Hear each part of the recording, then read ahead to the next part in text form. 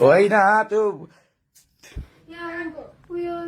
होइन अब ड्रेस बिना आएका छन् अनि मैले ड्रेसमा आओ कमसेकम मार्ने धम्की दिएको छ ड्रेसमा आओ म निक्लिहाल्छु नि घरबाट भनेको मैले कता कता लखेट्नुहुन्छ तपाईहरू गुण्डागर्दी जस्तो आउनु भएको छ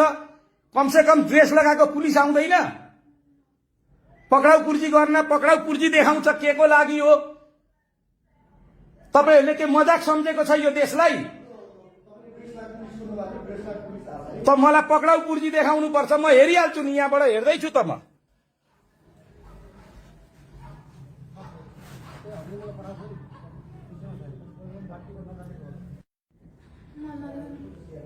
ल दाजुभाइ दिदीबहिनीहरु हैन मलाई जुन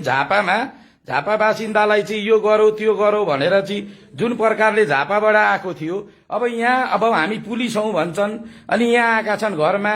बच्चा छन् घरमा छोरा छोरी छोरीहरुको जाँच हुँदैछ मलाई फोन गरेर बोलाउँदा पुलिसले त फोन गरिहाल्छ नि मेरो नम्बर छँदैछ पुलिससँग मेरो घरमा आएर बदनाम गर्ने कुरा त आउँदैन नि महाराजगञ्जको डीएसपी साहबलाई चिनेकै छ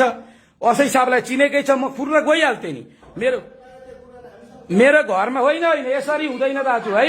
तपाईहरुलाई हेर्नु इज्जत छ ठीक छ तपाईहरुले पक्राउ पुर्जी लिएर आएको छ झापाबाट आएको छ पक्राउ पुर्जी भने मलाई झापै लानु तपाईहरुले मार्ने मन छ भने मार्नु कुट्ने मन छ भने कुट्नु तर एउटा वर्दीको इज्जत गरेको मैले है त म किन बाहिर आउने भनेको मलाई त सुरक्षा थ्रेड छ मलाई मार्ने धम्की दिएको छ मेरो लागि 65 लाख रुपैयाँ उठाएको छ भनेको छ होइन होइन मैले हेरिसके मैले मान्छे देखिसके जुन पत्रकारले मलाई फोन गरेको त्यो पुलिस म 2-3 जना मान्छे लिएर आउँछु भनेर त्यो पत्रकार पनि आएको छ जनक भन्ने पत्रकार पोर पनि इदरले नि मलाई पक्राका हुन् त्यो एकछिन सबैको राम्रो होइन छोरी एक सेकेन्ड छोरी एक सेकेन्ड यस्तो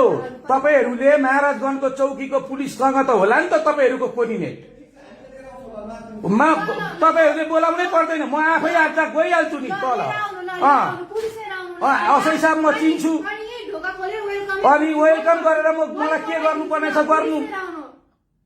मलाई मार्ने थेरेड आएको छ अनि खन्न आएको छ अनि तपाईहरु आएर बार मेरो छोरीहरुलाई टर्चर दिनुहुन्छ मेरो यस्तो छोरीहरु कलेज पढ्दैछन् तपाईहरु सुलुक्क आउने हैन नि पुलिसले त फोन गर्छ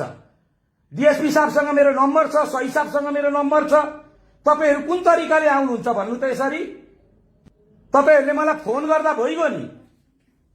म आइहाल्छु म निक्लिहाल्छु ढोका तोड्दिन्छु यो गर्दिन्छु हामीलाई के गर्नु छ गर्दा हुन्छ घण्टेको सरकार आएको छ के गर्छौ गर त्यो ठुलो कुरा भएन हामी कानुनमा जान्छौं हामी पुलिस प्रशासनमा जान्छौं हामीलाई त्यो ठुलो कुरा भएन नि घर भित्र आएर ढोका तोड्दिउ कि खोल्छस् कि भनेर बच्चालाई हप्काउने हो